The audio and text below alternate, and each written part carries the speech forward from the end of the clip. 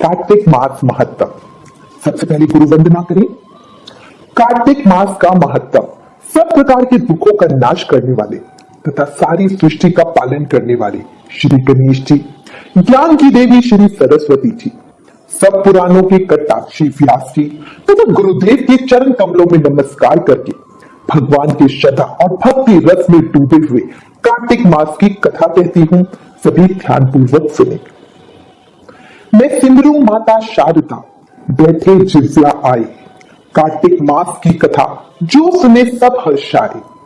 कार्तिक मास महत्तम अध्याय 1। कार्तिक महत्तम के प्रथम अध्याय में हम ब्रह्मा जी का उत्तम व्रत जो अश्विन शुक्ल पूर्णिमा यानी शरद पूर्णिमा को किया जाता है के विषय में जानेंगे। एक समय मन में शरण में वास करने वाले शौनक आदि 88,000 ऋषि श्री सूत जी से कहने लगे, हे ब्राह्मण, आप हमारी इस घोर कलयुग से रक्षा करने के लिए कोई सरल उपाय बताएं।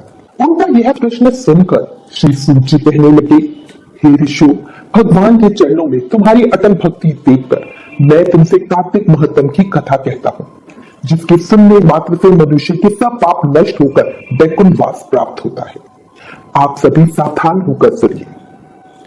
एक समय नारद जी ब्रह्मलोक में जाकर सारे जगत के कर्ता श्री ब्रह्मा जी से विनीत भाव से कहने लगे, हे ब्रह्मा जी, आप मुझसे कृपया कर कार्तिक मास का कोई सुंदर व्रत हो तो वो कहें।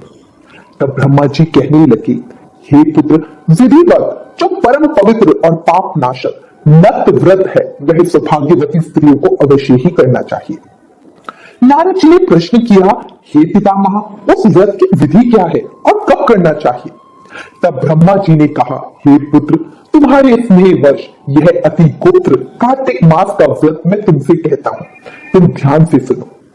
अश्विन शुक्ल पूर्णमासी को प्रातः काल उठकर शौच आदि से निवृत्त हो दंत मंजन आदि करके संगम में नदी, सरोवर, कुंड, कूप या घर में स्नान करें।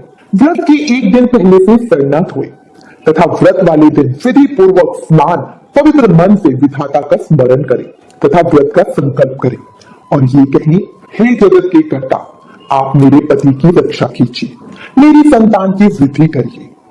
ये कहकर सूर्य को प्रणाम करें और सुंदर वस्त्र तथा आभूषण आदि को धारण करें। दिन के समय भोजन न करें, न ही जल पीवे, अर्थात भजन आदि में सारा दिन बितावे।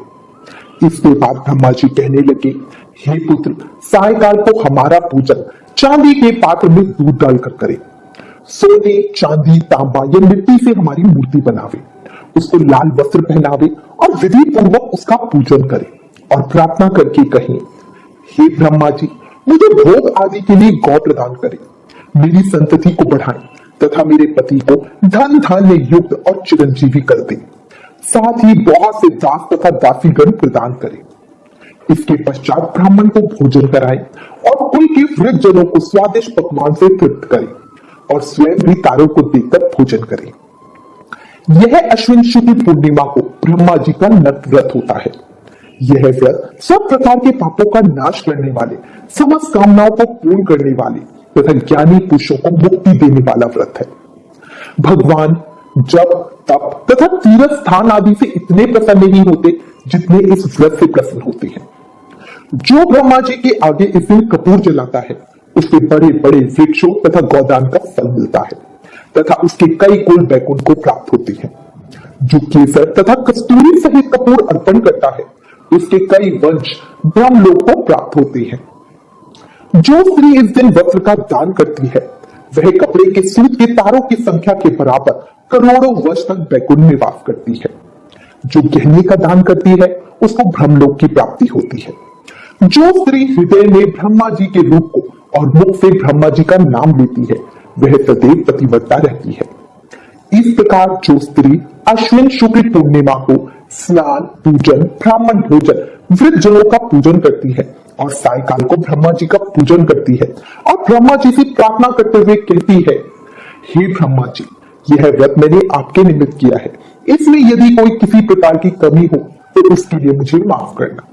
इस तरह विधि विधान से अपना व्रत पूर्ण करे। जो कोई इस कथा को पढ़ता है अथवा सुनाता है उसको भी अश्वमेध यज्ञ का फल प्राप्त होता है। नारद जी कहने लगे, हे पितामह, आपने मुझसे अपना बड़ा सुंदर और उत्तम व्रत कहा। अब कृपया करके कोई और धर्मोपदेश की ऐसी सुंदर कथा कहिए जो सभी पापों का नाश करने वाली हो।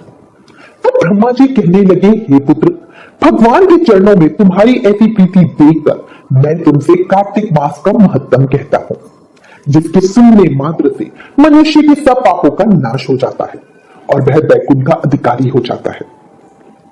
कार्तिक मास भगवान विष्णु को अति प्रिय है। इसमें किया हुआ व्रत, दान, नियम तथा कीर्तन अनंत फल देने वाला होता है, क्योंकि इस मास में किए हुए भागवत कृत्य से बढ़कर कोई यज्ञ और तप नहीं है। हे नारद, यह मनुष्य योनि बहुत दुर्लभ है। इसे पाकर मनुष्य अपने को इस प्रकार रखे कि उसे पुनः नीचे न गिरना पड़े। कार्तिक मास में स्नान, दान, जप आदि जो भी किया जाता है उसे भगवान विष्णु ने अक्षय फल देने वाला बतलाया है। कार्तिक मास के समान कोई मास नहीं, सतयुग के समान कोई युग नहीं, वेदों के समान कोई शास्त्र नहीं और गंगा जी के समान कोई तीर्थ नहीं है। 12 महीनों में मार्गशीर्ष मास अत्यंत पुण्यदायी है। उससे अधिक पुण्य देने वाला नर्मदा तट पर वैशाख मास बतलाया गया है। उससे लाख गुना अधिक प्रयाग में माघ मास का महत्व है। उससे भी महान फल देने वाला कार्तिक मास है। एक और सब दान, व्रत और नियम तथा दूसरी और कार्तिक का स्नान तराजू में रखकर जब मैंने तोला तो कार्तिक का ही पलड़ा भारी रहा। स्नान, दीपदान, तुलसी के पौधे को लगाना और सींचना, पृथ्वी पर शयन, ब्रह्मचार्य का पालन, भगवान विष्णु के नामों का संकीर्तन तथा पुराणों का श्रवण, इन सब नियमों का जो कार्तिक मास में पालन करते हैं वे ही जीव महान है। हे मुनिश्रेष्ठ, पाप से डरने वाले मनुष्य को कार्तिक मास में शालग्राम शिला का पूजन और भगवान वासुदेव का स्मरण अवश्य ही करना चाहिए। जो मनुष्य दूसरों के संगवश अथवा बिना जाने ही कार्तिक मास में प्रातः स्नान का नियम पूरा कर लेता है वह कभी यम यातना को नहीं देखता। दान आदि करने में असमर्थ मनुष्य प्रतिदिन प्रसन्नता पूर्वक नियम से भगवान के पवित्र नामों का स्मरण करे। कार्तिक महामहत्तम अध्याय 1 समाप्त। कल कार्तिक माह के अगले अध्याय को सुनेंगे। कार्तिक का ये पावन समय यूं ही नहीं जाने दे। ज्यादा से ज्यादा नाम जाप करें।